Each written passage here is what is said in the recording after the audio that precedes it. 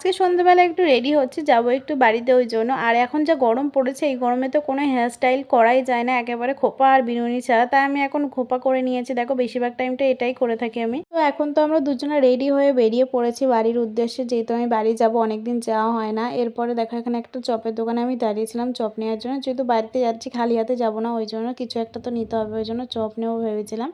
সেই মতো তো এখান থেকে আমি নিরামিষ চপ নিয়ে নিয়েছি। তারপর চলে এসেছিলাম পড়াতে, যেহেতু আমার এখনও পড়ানো তো চলছে, তাই পড়িয়ে টড়িয়ে বাড়ি গেছিলাম। বাড়ি যাওয়ার পরে দেখো মা গরম গরম দুধ চা করে দিয়েছিল, তার সঙ্গে চপ মুড়ি খেয়েছিলাম। চপ মুড়ি খাওয়ার পরে এখন আমরা বাড়ির দিকে চলে আসছি, যেহেতু আমরা আজকে বাড়ি চলে যাবো, থাকবো না, তাই জন্য বাড়িতে আসার পথে দেখলাম কালীবাড়িতে পুজো হচ্ছে। যেহেতু সেদিনকে অমাবস্যা ছিল, তাই মন্দিরে মায়ের দর্শন করে এখানে ভোগ প্রসাদ দিচ্ছিল খিচুড়ি, তাই সেখান থেকে আমরা ভোগ প্রসাদ খেয়েছিলাম। তারপর আসার পথে গিয়েছিলাম একটা মিষ্টির দোকানে, এখান থেকে 100 টক দই নেবো, তাই জন্য।